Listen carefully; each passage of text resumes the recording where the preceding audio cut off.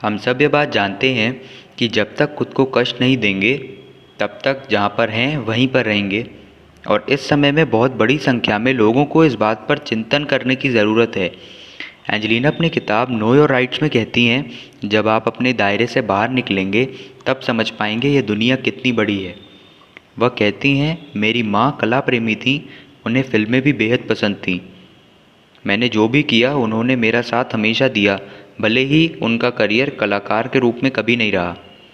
उन्हें कभी अपने थिएटर क्लास के परे खुद को व्यक्त करने का मौका नहीं मिला, लेकिन वह चाहती थी कि मैं और मेरा भाई जैमी अपने जीवन को एक कलाकार के रूप में अनुभव करें।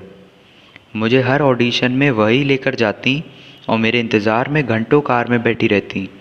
जब मुझे काम नहीं मिलता तो उन्होंने मुझे निराशा से बाहर निकालने का हर संभव प्रयास किया, और जब काम मिलता तब हम खूब उछलते कूदते।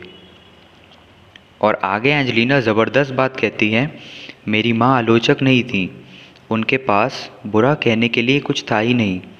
और यह बहुत ज़रूरी है, क्योंकि जब आप किसी की बुराई करते हैं तब आप नेगेटिव एनर्जी को और शक्ति दे रहे हैं, जो बाद में आपके लिए ही घातक होगा। उन्होंने मुझे खुद पर भरोसा करना सिखाया और इस बात का एहसास दिलाया कि ऐसा जीवन किसी काम का नहीं है जो दूसरों के लिए मायने न रखता हो। यह बात समझने में मुझे काफ़ी समय लगा। मैं इस बिज़नेस में बहुत कम उम्र में आ गई थी और हमेशा अपने बारे में चिंता किया करती थी। लेकिन बहुत समय सफ़र करने के बाद जब मैंने औरों के दुख को समझा, तब मुझे पता चला कि दुनिया में मेरी कुछ जिम्मेदारी है।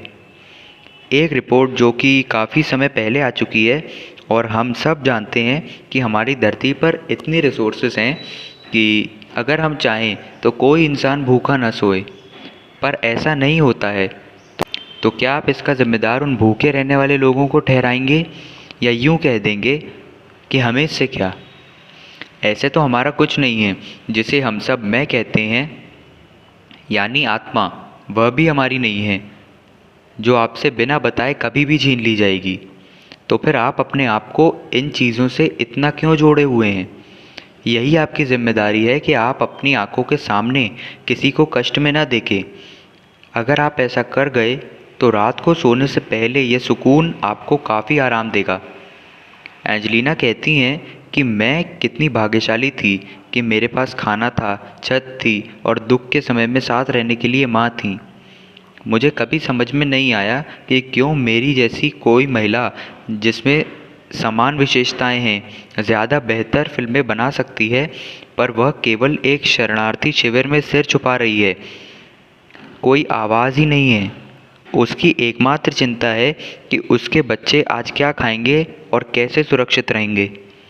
यह फ़र्क क्यों है यह मैं नहीं जानती, पर जैसा मेरी माँ ने कहा है, उस औरत के लिए मैं जो कर सकती हूँ उसका सर्वश्रेष्ठ करने की कोशिश करूँगी। यह सब उन्होंने 2013 के 5वें एनुअल गवर्नर्स अवार्ड में अवार्ड मिलने पर कहा था। ऐसे ही और वीडियोस के लिए subscribe to exploring the skies.